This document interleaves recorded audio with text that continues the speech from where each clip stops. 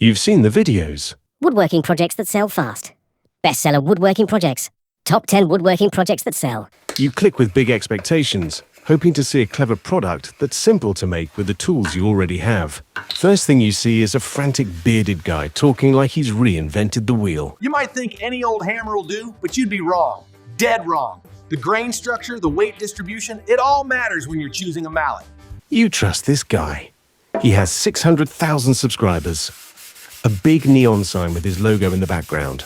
He's always honest. This right here is a game changer for long days at the bench. This anti-fatigue mat reduces strain by 40%. It's an absolute must-have.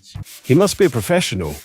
Then you open the video description, and it's filled with 200 affiliate links for every single tool, even the camera gear and mic he's using. He's also selling merch. Socks with his logo on, £49.99 for a pair. And in between the links, you also find a link to his website, which is selling stickers and the same socks with his logo on. So you think, well, he must be selling his woodworking products that sell crazy fast on a secret website or market, or he is a professional at selling unrealistic dreams directly from his workshop, aka a filming studio. And after the introduction hooks to keep you watching as long as possible, we get the famous list. End grain cutting boards. Now that's how you choose a mallet. But if you want the ultimate in kitchen cool, check out this end grain board. It's bespoke, beautiful, and built to last forever. But the truth is, there's no simple way to make these in a profitable manner without expensive machinery and specialized jigs. They require a lot of expensive wood and lots of glue that has to dry properly. To keep things efficient, you'd want several gluing jigs and drum sanders with different grits, because sanding end grain is no joke. Then you need to oil them, wipe them, cure them, and store them without dust landing on them. Also, customers don't pay for it took me ages. They pay for it looks perfect. One tiny glue line, one uneven corner, one little crack, and suddenly your profit is you remaking the whole thing. Customized coasters. Game changer. Everyone wants coasters with their name on, right?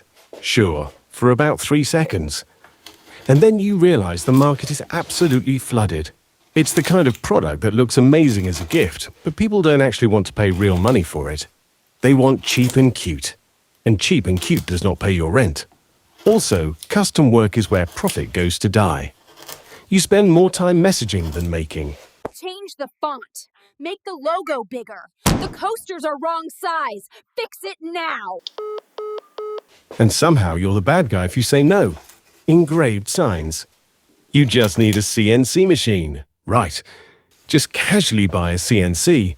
Then you need dust extraction, bits, hold down, spoil board software, and 100 tests before it looks good. And then you need to fiddle with custom designs that don't necessarily engrave nicely without a lot of work. And the biggest lie? Just sell signs on Etsy. Because what you actually sell is not wood. You sell design, branding, layout, taste.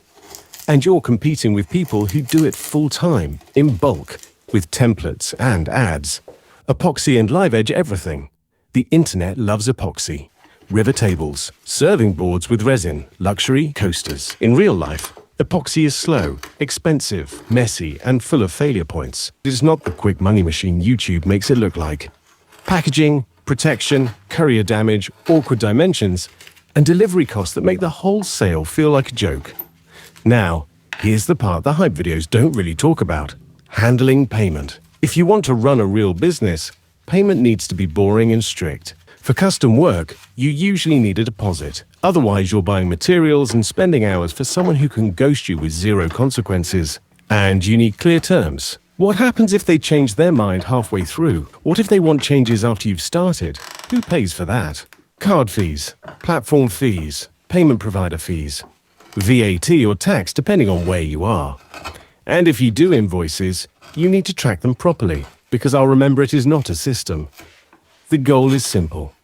Make it easy for good customers to pay fast, and hard for time wasters to waste your time. Marketing. Marketing is not posting one photo and hoping it goes viral. Marketing is doing the boring stuff consistently. Good product photos, clear descriptions, a clean shop page, simple pricing that makes sense, reviews, social proof, a repeatable style, so people recognize it's you, and you need a niche, not woodworking. That's not a niche. That's a hobby category. The people who win usually do one of two things. They specialize in extremely high-end products with a unique touch.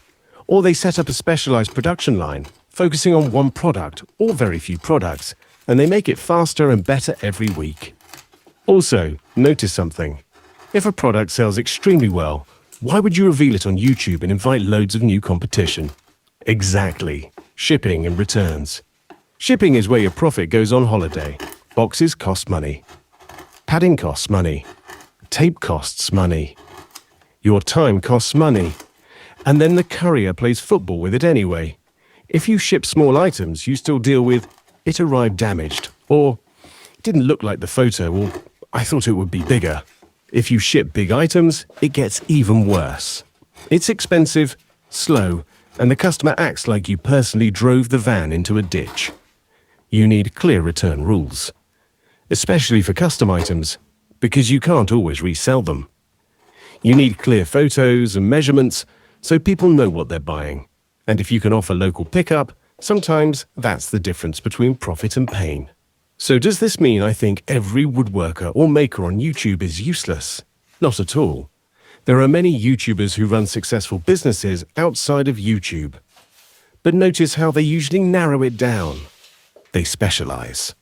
Either high-end, unique work, or a tight production system. And honestly, I still watch the videos I just criticized. Because I believe there's almost always something to learn or something to get inspiration from. Just not necessarily as a get-rich-quick plan. Some things are just fun to make. And one more thing. I have never made a video about my single bestseller product. I might reveal it soon because I'm pretty sick and tired of making it. And I'm burnt out on doing it. I get motivated by likes and dislikes, so choose wisely.